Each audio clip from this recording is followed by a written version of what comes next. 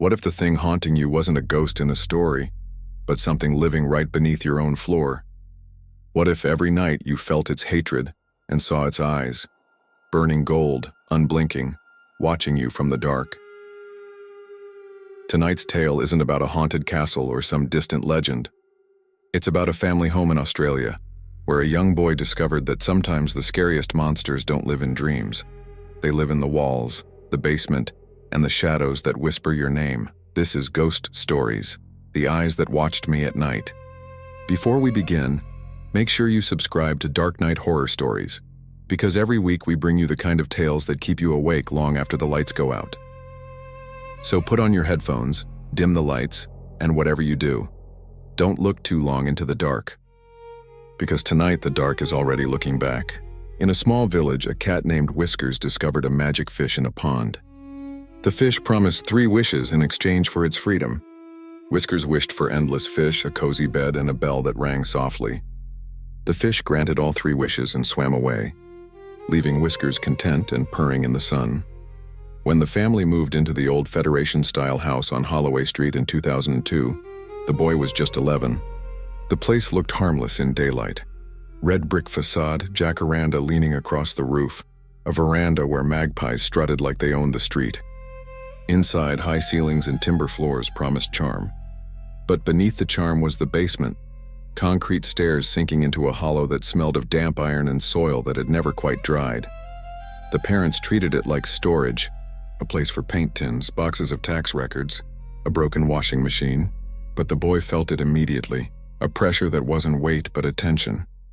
The basement didn't want to be storage. It wanted to be acknowledged. Even on the first afternoon, when he stood at the top of the stairs, a draft rose, not cool, not warm, but hostile, like the breath of something rehearsing hatred. At dinner, his mother said the basement gave her headaches. His father laughed, "It's just mildew." But the boy knew mildew doesn't whisper. That night, as he brushed his teeth, he thought he heard a voice counting slowly from the dark beneath the floorboards. He spat, rinsed, and told himself it was the pipes. Still, he went to bed with his shoes on as if ready to run. Children invent games to master fear. His sister suggested they dare each other to take turns walking down into the basement. Rules were simple. 1 step at a time, count aloud, see who got further before running back up. He agreed, though every nerve in his chest begged him not to. On his first try, he reached the 7th step. The air below pressed harder with each count, thick and gritty in his mouth. At the 8th, a low growl of silence swelled, like someone sucking air before a scream. His legs betrayed him. He sprinted back up, tripping on the last stair. His sister laughed, thin and shaky. Days later, he tried again, determined. 10 steps, 11, 12. He whispered, "See? Nothing here." The words didn't echo. They dropped. Then something answered. 2 words stretched wet with effort. "Come down." His stomach clenched. He bolted, banging his shin so hard it bled. Upstairs, his parents saw the cut and scolded him for playing rough. He didn't argue. How do you tell them the dark asked you to join it? That night he dreamed of falling, not tumbling, but being pulled by the ankles into a stairwell that had no bottom. He woke gasping, fingers clutching sheets that smelled faintly of iron, though his nose hadn't bled. The game ended, but the invitation did not. By 2003, the boy avoided the basement altogether, but the basement didn't avoid him. Sometimes, while doing homework, he'd feel a gaze prick the back of his neck. Once, while fetching a broom from the hall cupboard, he heard the faint roll of something heavy across the concrete floor below, as though furniture had shifted. The family owned nothing that big down there. The worst came one night during a blackout. The street fell silent, power lines humming empty. He stood with a candle, its flame barely steady, when he glanced at the basement door. 2 eyes floated just beyond the threshold, yellow, animal bright, unblinking. They didn't shine from reflection. They produced their own sick light. His heart jammed in his ribs. The candle sputtered, stretching his shadow across the wall like a puppet. He blinked and the eyes vanished. But when power returned, the basement door was ajar by an inch and his candle had burned down halfway, though only minutes had passed.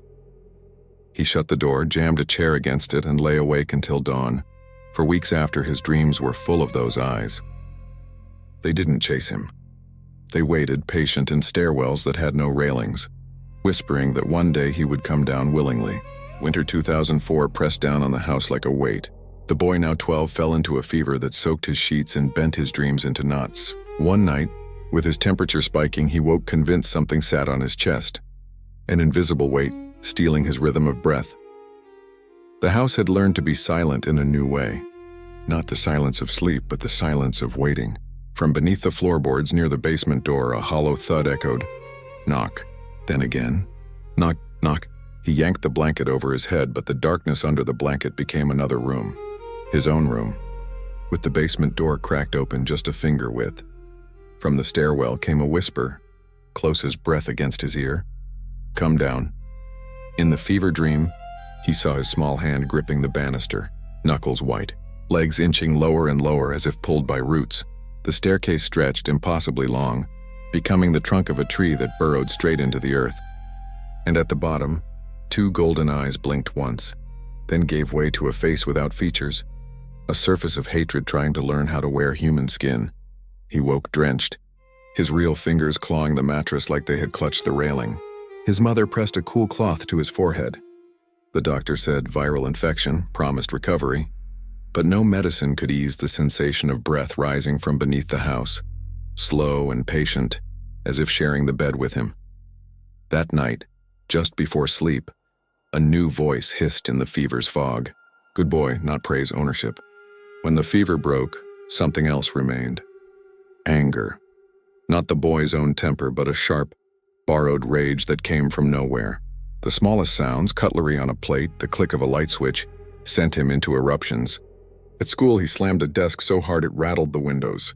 A teacher scolded him, and he heard himself reply in a voice too low, too old, like words dragged through a tunnel. He started spending time near the basement door without knowing why, broom in hand as if cleaning when in truth he was waiting. His palm sweated on the knob. The smell rising up was damp earth with an edge of iron, as if the soil itself had rusted. He imagined dropping the broom down the stairs just to hear the thud at the bottom. Yet before he could, a thud already came, echoing upward as if something had beaten him to it. Then came the slow roll of something heavy across the concrete floor. He stumbled backward and stepped on broken glass from an old photo frame, a shard carved deep into his heel, blood slick on tile. Pain burst, but worse was the sound below. A long inhale, savoring. Then the whisper, clearer now, come down. No longer distorted, almost human. He staggered to the bathroom, foot dripping crimson. As he wrapped it in a towel, he saw in the steamed-over mirror the suggestion of 2 golden eyes staring from behind his shoulder. When he wiped the fog away, only his pale reflection remained, but with shadows under the eyes that hadn't been there before. In the morning, the basement door was ajar again. The latch untouched. No splinters, no marks, just open, as if willpower alone had learned the way upstairs. By summer 2005, the boy's cousin, a toddler, came to stay. The little girl laughed at corners of the house no one else found funny. One afternoon, she toddled straight to the basement steps, tiny hand gripping the banister. She giggled and pointed down into the dark, murmuring baby words that chilled the boy. Bayman. The adults laughed, but he pulled her back with shaking arms. That night, he stood guard in the hallway. Around 3 a.m., the bulb above him flickered. From below, the voice returned, softer now, coaxing. Come down. This time it wasn't aimed at him. It was meant for her. But another voice arrived, measured, calm, old. Stay upstairs. A shape stood on the landing between him and the basement door. Tall, thin, wearing a long coat and fedora, leaning lightly on a walking stick. His face was blurred but kind, worn by decades.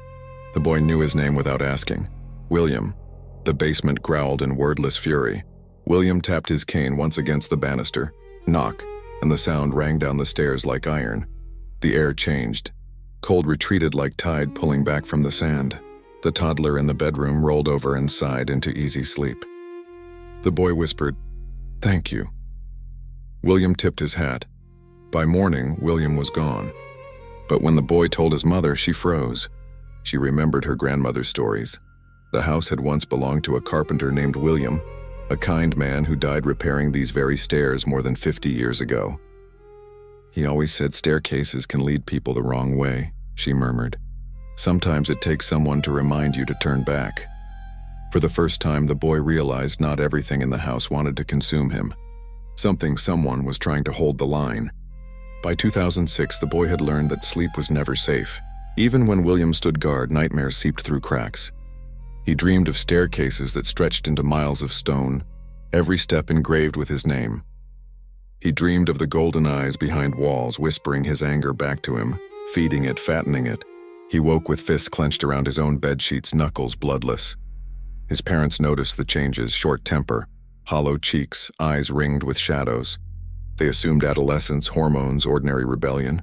But in the quiet of his room, the boy heard whispers circling like moths. "You belong to us now. Come down, come down." His cousin refused to visit anymore.